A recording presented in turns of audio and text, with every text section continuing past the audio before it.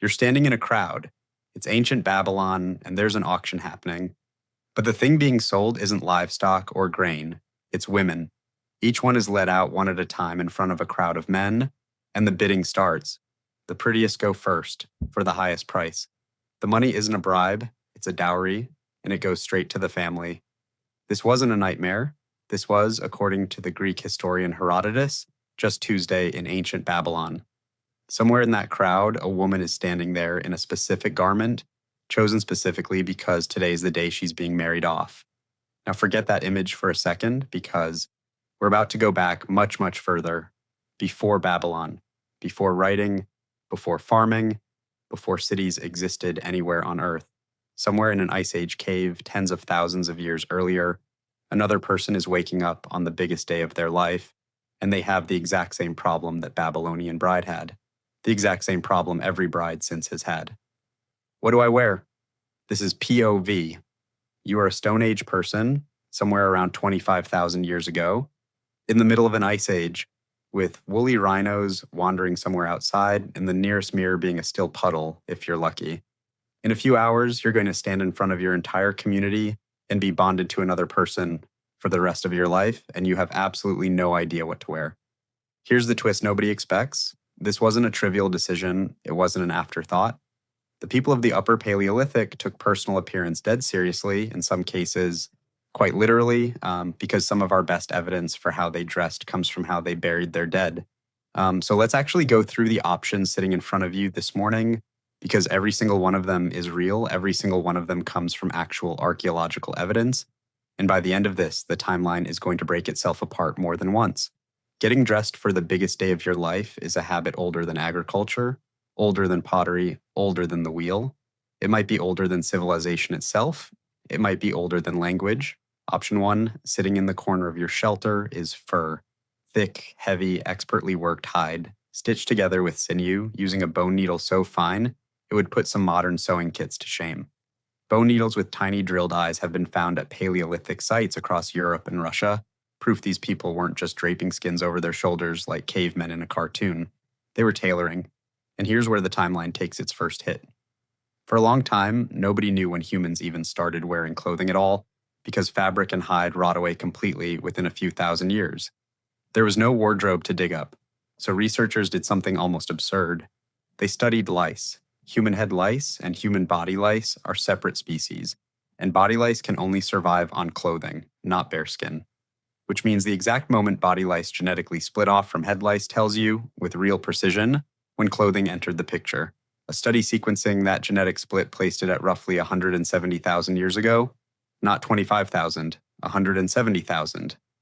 You're not improvising an outfit this morning. You're wearing a technology with 170,000 years of refinement behind it, confirmed by the DNA of an insect nobody wants to talk about at breakfast. But fur is also what you wear every single day. It's your work clothes. And on the one day you're supposed to look different, fur alone feels like showing up to the biggest moment of your life in your regular outfit. So you set it aside, not because it's wrong, because it's not enough. Option 2 is folded on a stone shelf, and it's the one that would surprise a modern viewer most. A skirt, not fur, not hide, but woven plant fiber, twisted into hundreds of thin hanging strings, tied to a waistband. Archaeologists call it a string skirt, and we know it existed because of one of the strangest, most debated categories of Ice Age artifact ever found. The so-called Venus figurines, small carved statues of women found across Europe and as far as Siberia, dating roughly 25,000 to 29,000 years old. For decades, researchers assumed the figures were simply naked. Then a closer look revealed something that had been missed. Many of them are wearing things: finely carved woven caps, netted hairnets, bands across the chest, belts sitting low on the hips, and skirts made of hanging cords, the kind of garment built to sway and move with every step while covering almost nothing, as if movement itself was the whole point of the outfit. Researchers who studied this in detail concluded the garments were not everyday wear, too impractical, too decorative, too specific. The leading theory is that these were ritual clothing worn for ceremonies that may have marked exactly the kind of life transition you're going through this morning. A string skirt wouldn't keep you warm. It wouldn't protect you from anything. Its entire purpose might have been to be seen, which, if you think about it, is exactly what a wedding dress is supposed to do. You pick it up, lighter than expected, It makes a soft clicking sound as the fibers shift. This is starting to feel like something. Option 3 isn't clothing at all. It's a small bowl near the fire filled with a deep reddish powder. Ochre, ground iron oxide, one of the oldest pigments humans have ever used. And here's where the timeline breaks itself again. Harder this time. Archaeologists have found deliberate ochre processing workshops, not scattered pigment, actual workshops, complete with grinding stones and shell containers used for mixing, in caves in South Africa dating back roughly 100,000 years. Someone, 100 millennia ago, engineered a paint recipe, tested it, refined it, taught it to the next person. That is not primitive behavior, that is a supply chain. Some of the most elaborate Ice Age burials ever discovered at a site called Sangir in Russia, dating to roughly 34,000 years ago, show skeletons coated in red ochre so thoroughly and deliberately that archaeologists believe it was smeared onto skin or clothing as a final intentional act. If ochre mattered enough to send someone into the afterlife looking a certain way, it is not exactly a stretch to think it mattered enough to send two people into a new life together looking a certain way too. And there's an uncomfortable footnote here worth sitting with. Painted skin doesn't survive the way a carved bead does. It washes off, fades within days, which means we are almost certainly missing most of Stone Age wedding fashion entirely. The paint, the flowers, the specific way someone braided their hair that morning, gone forever, and quite possibly it mattered just as much as anything that happened to survive in the dirt. You dip 2 fingers into the bowl anyway. It feels important even if you can't say exactly why. Option 4 takes the longest to even look at, because there's so much of it. A cascade of small, carefully carved beads laid across a fur wrap, catching the little light coming through the shelter entrance. And this is where the timeline breaks a third time, and it might be the biggest break of the entire video. Forget beads carved yesterday or last season or even last decade. Shell beads, deliberately perforated and strung, have been found at sites in Morocco dating to somewhere between 120,000 and 170,000 years old, with similarly ancient examples turning up in Israel and Algeria. A perforated shell doesn't cut anything. It doesn't scrape anything. It doesn't help you hunt or cook or build a single thing. Its entire function is to be seen, worn, and understood by other people as meaning something. Some researchers studying these beads have proposed they represent one of the earliest forms of symbolic communication our species ever developed. A way of saying something about your identity and your relationships before language necessarily had the vocabulary to do it out loud, which means the impulse to wear something purely decorative, purely symbolic, specifically to mark a meaningful moment, isn't tens of thousands of years old. It might be older than modern language itself. You're not accessorizing this morning. You're participating in one of the oldest continuously practiced human behaviors on record. And if your community is resource rich enough, and if this bonding is significant enough, the beads don't stop at a handful. At Sangir, that same Russian site, archaeologists found a burial containing more than 13,000 individually carved mammoth ivory beads arranged in patterns suggesting they were sewn directly onto clothing rather than scattered loose. Researchers estimate each bead took roughly 1 hour to carve by hand with stone tools. Do the math on 13,000 beads. That's not a weekend project. That's not something you throw together the night before. That is somewhere north of 10,000 hours of collective labor poured into how one person looked, likely across years, possibly a lifetime, added piece by piece the way a family adds ornaments over generations. Sangir was a burial, not a bonding ceremony, so we can't claim it directly as wedding evidence, but it proves something enormous about capability. If a community would invest 10,000 hours into how someone looked for their journey into the afterlife, there's no reasonable version of Stone Age life where that same community wasn't capable of, and likely willing to, invest serious effort into how two people looked on the day they were bonded to each other while still very much alive. Here's where your morning gets complicated. Because you don't personally own 13,000 beads, nobody does at first.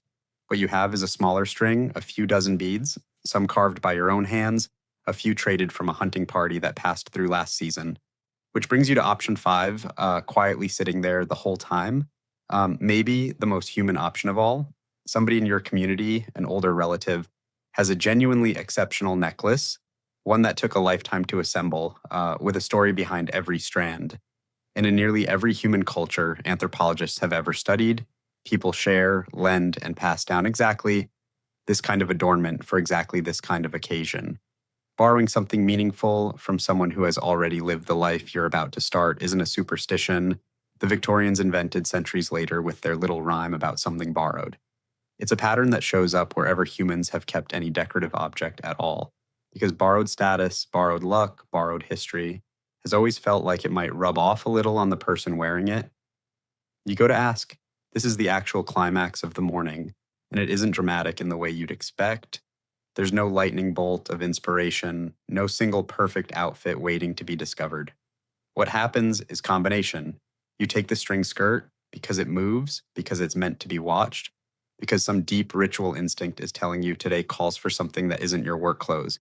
You take a streak of ochre dragged along your collarbone and cheeks, red against the pale winter light, connecting you to pigment technology already 100,000 years old. And you take the borrowed necklace layered over your own smaller string of beads so that for one single day, your outfit tells two stories at once.